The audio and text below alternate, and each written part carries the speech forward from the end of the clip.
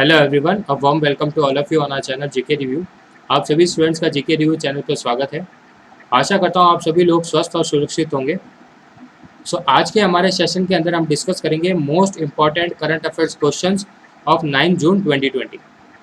और अगर exam perspective की बात करें, ये यूपीएससी, एसएससी, बैंक, रेलवे और अन्य गवर्नमेंट एग्ज़ाम और कॉम्पिटिटिव एग्ज़ाम्स के लिए बहुत ही इम्पॉर्टेंट और महत्वपूर्ण करंट अफेयर्स के क्वेश्चन है। क्लियर है स्टूडेंट्स? और अगर अभी तक आपने जीके रिव्यू चैनल को सब्सक्राइब नहीं किया है, so please subscribe the channel and don't forget to press the bell icon button to get the latest notification and updates from GK review. So let's start the session और लेते हैं इस session का first current event.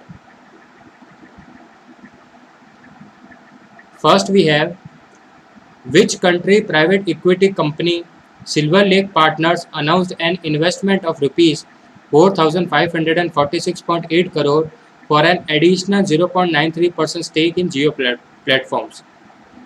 So कौन सी country की private equity company जिसका नाम है सिल्वर लेक पार्टनर्स, हाल ही में इन्होंने अनाउंस किया है कि ये 4,546.8 करोड़ का निवेश करेगी जियो प्लेटफॉर्म में, और इस निवेश के साथ वो जियो प्लेटफॉर्म की 0.93% स्टेक के हकदार रहेंगे। एडिशनल का मतलब कुछ ऑलरेडी स्टेक इनके पास है, और इसका आंसर है United States. So option number C is the correct answer. So US private equity company Silver Lake Partners announced an investment of rupees 4,546.8 crore with an additional 0.93% stake। और आप सभी को पता है कि एशिया के richest person Mukesh Ambani control करते हैं RIL, that is Reliance industry limited. और ये भी ध्यान में रखने की ज़रूरत है कि 4 मई 2020 को सिल्वर लेक ने एक और इन्वेस्टमेंट किया था जियो प्लेटफॉर्म में, और कितना निवेश किया था 5,655.75 करोड़, और उस टाइम इन्होंने 1.15% स्टेक खरीदी थी जियो प्लेटफॉर्म की। क्लियर है? और अभी इनके पास अराउंड 2% स्टेक है जियो प्लेटफॉर्म की। Is that clear? चलते हैं नेक्स्ट करंट अफेयर्स के ऊपर। Who develops the Coro robot which serves food, water and medicine to COVID-19 patients in Thane? Thane आप सभी को पता है ये जगह कहाँ पर है, मुंबई में है, और इसका आंसर है प्रतीक तिरोडकर। सो प्रतीक तिरोडकर ने कोरो रोबोट बनाया है जो कोरोना पेशेंट्स है उनको फूड सर्व करेगा, वाटर और मेडिसिन सर्व करेगा। क्लियर है? ये एक सॉफ्टवेयर डेवलपर इंजीनियर है Prateek Tirodkar. So option number A is the correct answer. चलते हैं नेक्स्ट करंट इवेंट पे। Next we have international advance research centre for powder metallurgy and new material and which industries have jointly developed a UVC based cabinet. So ये कहने का मतलब ये है कि international advance research centre for powder metallurgy and new material ने किस industry के साथ जॉइंटली डेवलप किया है एक UVC बेस्ड कैबिनेट। ये अल्ट्रा वायोलेट और ये कैटेगरी है C। अच्छा, UVC क्या है ये भी मैं बताऊंगा आपको, पहले इसका आंसर देख लीजिए। ये मैकिन्स इंडस्ट्री है। So international advance research centre for powder metallurgy और मैकिन्स इंडस्ट्री ने साथ में ही डेवलप किया है UVC बेस्ड कैबिनेट। क्या होगा इस कैबिनेट में ये भी डिस्कस करते हैं। The device will disinfect non critical hospital items. Non critical hospital items वो होते हैं जो कि सर्जरी या ऑपरेशंस में यूज़ नहीं होते, जो ज़्यादा क्रिटिकल नहीं होते। Laboratory wear and PPE kit, इन सबको क्या डिसइंफेक्ट या सैनिटाइज करने के लिए ये कैबिन बनाया। In the research laboratories to prevent surface contamination of COVID-19, ताकि जो सरफेस के ऊपर जो COVID-19 के जो हार्मफुल वायरस है उन्हें रेजिस्ट किया जा सके। और अगर UV कैटेगरी C की बात करें, हमारे पास अल्ट्रावायलेट की कैटेगरी होती है A, ultraviolet category B, ultraviolet category C। Ultraviolet category A के अंदर जो वेवलेंथ है वो ज़्यादा होती है। वेवलेंथ और फ्रीक्वेंसी की बात करें, अगर वेवलेंथ हमारे पास ज़्यादा है तो फ्रीक्वेंसी क्या होगी, कम होगी। अल्ट्रावायलेट A और अल्ट्रावायलेट B ये कैटेगरी ऐसी है जो क्या करती है, जो हमारे पास जो सनरेज या फिर जो UV रेज को क्या करती है, ट्रांसमिट कर देती है। मतलब जो भी अल्ट्रावायलेट रेज अर्थ के अंदर आती है so ultraviolet category A and ultraviolet category B इनको ट्रांसमिट कर देती है। अल्ट्रावायलेट सी कैटेगरी ऐसी होती है जो क्या करती है, ज़्यादातर यूवी रेज को क्या करती है, एब्जॉर्ब करती है।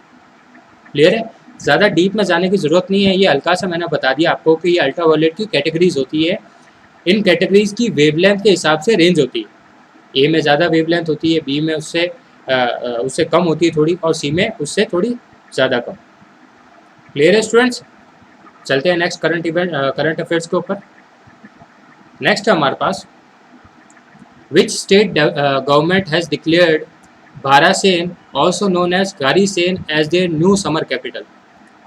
सो कौन सी स्टेट ने हाल ही में ये डिक्लेयर कर दिया है कि भारासेन भी इनकी क्या है, एक नई समर कैपिटल होगी।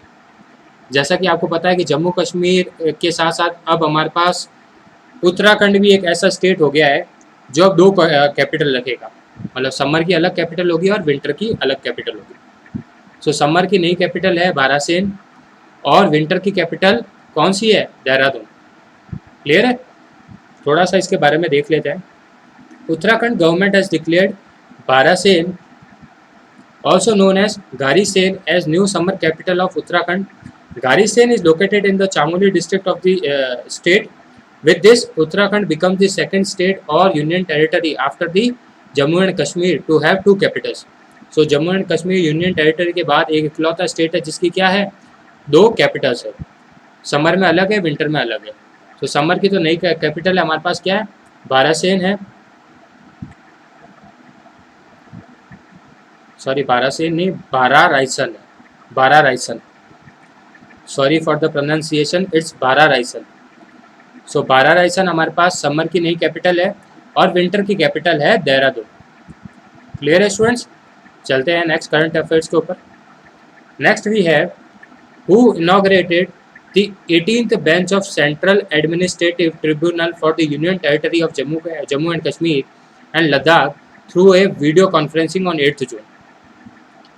सो union minister of state independent charge है development of north eastern region, DoNER, personal public grievances, pension, atomic energy and space, ये है डॉक्टर जितेंद्र सिंह। क्लियर है, ये सारे सेक्टर्स के मिनिस्टर ऑफ स्टेट है। इन्होंने इनॉग्रेट किया है 8th bench of central administrative tribunal for the union territory. कौन सी दो यूनियन टेरिटरी बन गई है अब, जम्मू एंड कश्मीर एंड लद्दाख। और कैसे लॉन्च किया है, वाया वीडियो कॉन्फ्रेंसिंग वेबिनार। अच्छा ये क्या है, आप कहोगे कि ये एडमिनिस्ट्रेटिव ट्रिब्यूनल क्या है, इसका मतलब ये होता है कि जो भी लॉ और ऑर्डर, मतलब जो न्याय प्रणाली रुकी हुई थी, किसी दो पर्सन के बीच में डिस्प्यूट होता था तो उसके रिजॉल्व होने के लिए हमारे पास न्याय प्रणाली होती है। सो ये वाला काम जो अभी रुके हुआ था, सो अब इसको होल्ड से हटा दिया गया है। अब जो हमारा जुडिशियल जो काम है वो अब रन हो जाएगा 8 तारीख के बाद में। क्लियर है, 8 जून के बाद में। चलते हैं नेक्स्ट क्वेश्चन पे। नेक्स्ट है,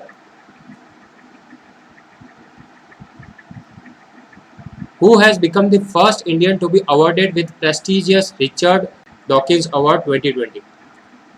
सो हाल ही में कौन से पहले इंडियन है जिन्हें रिचर्ड डॉकिंस अवार्ड से नवाजा गया है। सो ये है मशहूर writer and lyricist, that is Javed Akhtar. So writer and lyricist Javed Akhtar has become the first Indian to be awarded with the prestigious Richard Dawkins Award 2020.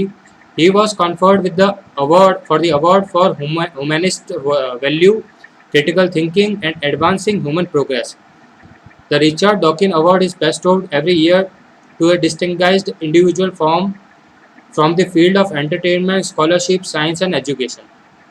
और जैसा कि आपको पता है कि जावेद अख्तर साहब है, ये अच्छे लेखक भी है, लिरिसिस्ट भी है।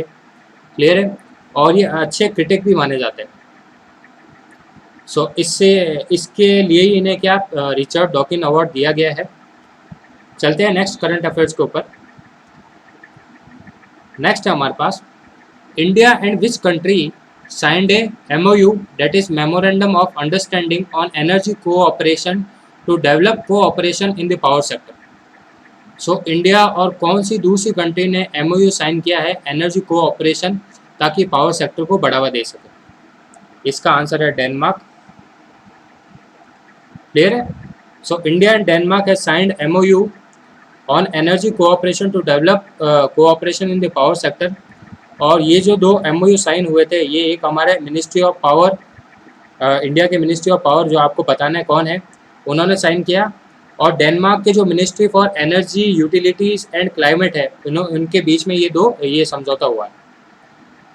क्लियर है? So MOU was signed by mister Sanjiv Nandan, जो कि मिनिस्टर ऑफ पावर है, Sanjiv Nandan Sahai, secretary from India, and mister Freddy Svane, ambassador of Denmark to India from Denmark. Clear है? और अगर डेनमार्क की बात करें तो डेनमार्क की कैपिटल है कोपेनगम। क्लियर है?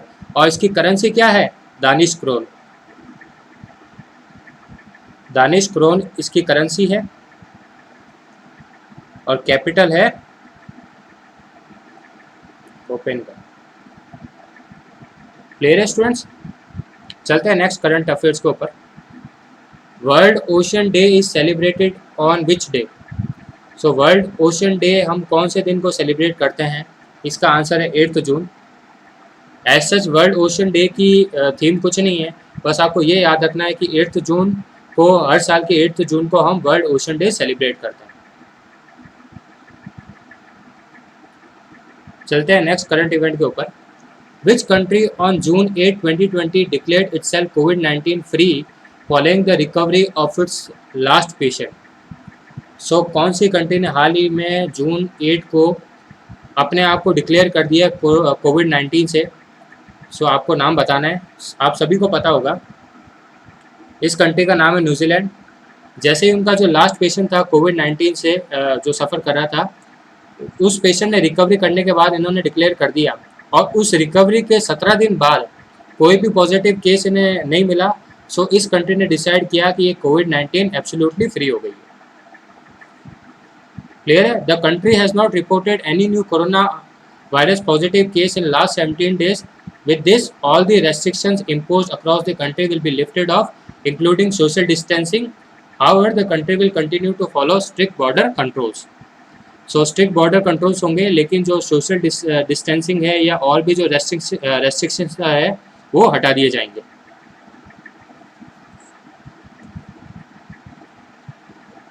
Who has designed, developed and inducted an airborne rescue pod for isolated transportation for the evacuation of critical patients with infectious diseases, including the COVID-19, from high altitude areas, isolated and remote places?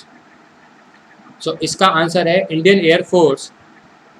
So Indian Air Force has decided to develop and inducted an airborne rescue pod. मैं आपको छोटी summary में बता देता हूँ। So Indian air force ने हाल ही में एयरबोर्न रेस्क्यू पॉड बनाया है फॉर आइसोलेटेड ट्रांसपोर्टेशन, जिसका नाम है अर्पित। अर्पित का फुल फॉर्म भी पूछ सकते हैं, airborne rescue pod for isolation transportation. Airborne rescue pod कुछ भी हो सकता है, हेलीकॉप्टर भी हो सकता है, प्लेन भी हो सकता है। किन लोगों के लिए बनाया गया है?